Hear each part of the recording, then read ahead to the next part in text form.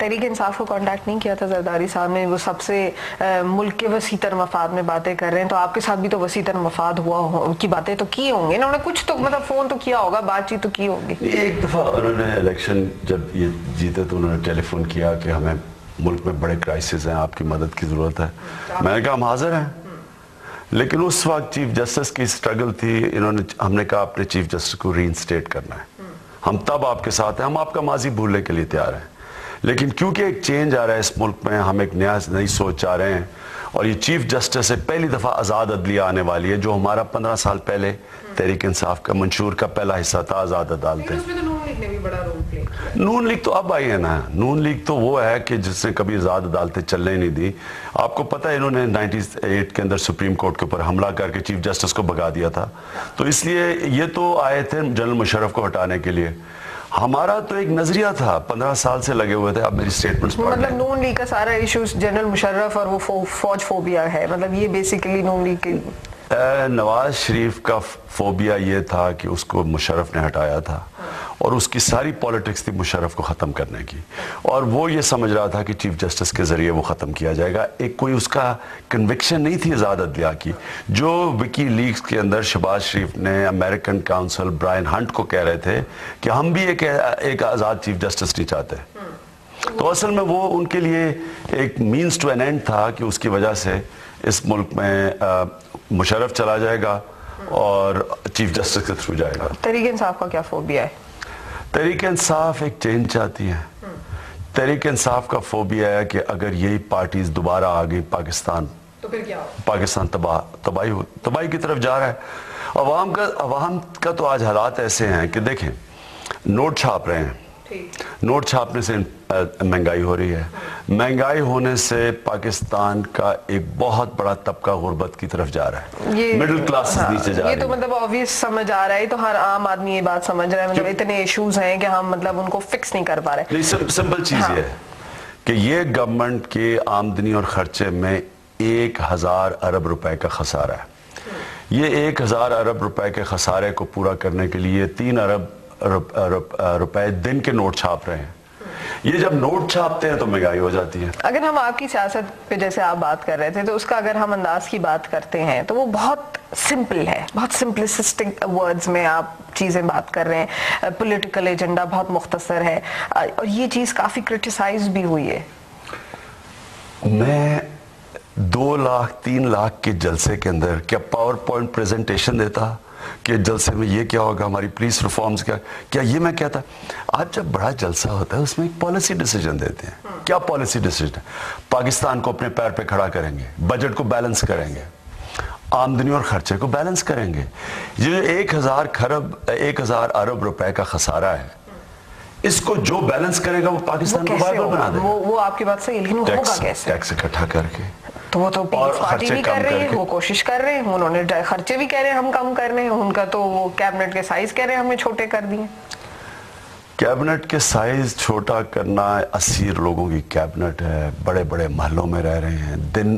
दिन का दोनों प्राइम मिनिस्टर प्रेसिडेंट का 24 लाख रुपया फॉरेन ट्रैवल है, 10-10 लाख रुपया दिन का प्राइम मिनिस्टर हाउस का खर्चा है, 10 लाख दिन का प्रेसिडेंट हाउस का खर्चा है। चीफ मिनिस्टर, पंजाब के चीफ मिनिस्टर जो खादम आला अपने आप को कहते हैं, 5 चीफ मिनिस्टर हाउस डिक्लेयर किए हैं, जिनका 1-1 रुपया बेचारा इस कौम का गरीब टैक्स का पैसा दे रहा है। ये जो 1700 केनाल में रायवंड का है, ये सारा चल रहा है बेचारे इस गरीब कौम के लोगों के पैसे से। अगर आपने खर्चे कम करने हैं, पहले अपने से शुरू करें, फिर आप फजूल खर्चियां, फिर ये जो गवर्नमेंट कॉर्पोरेशंस हैं जो इस वक्त तकरीबन 300-400 अरब रुपए का नुकसान कर रहे हैं। वो तो आपको भी कहते हैं कि जी आपके भी बड़े शाना खर्चे हैं, आपकी भी प्रॉपर्टीज हैं, आपके घर को कहते हैं, तो वो तो बहुत क्रिटिसाइज करते हैं। वो तो ये कहते हैं कि जी हम भी अपना एहतसाब करने के लिए तैयार है, इमरान खान भी एहतसाब कर ले। सोफिया पहले तो इसको अलहदा करें ना, मैं कोई टैक्स के पैसे पे तो नहीं रह रहा, ये जो मैं जिधर भी रह रहा हूँ ये मेरी अपनी कमाई का खर्चा है ना मेरा।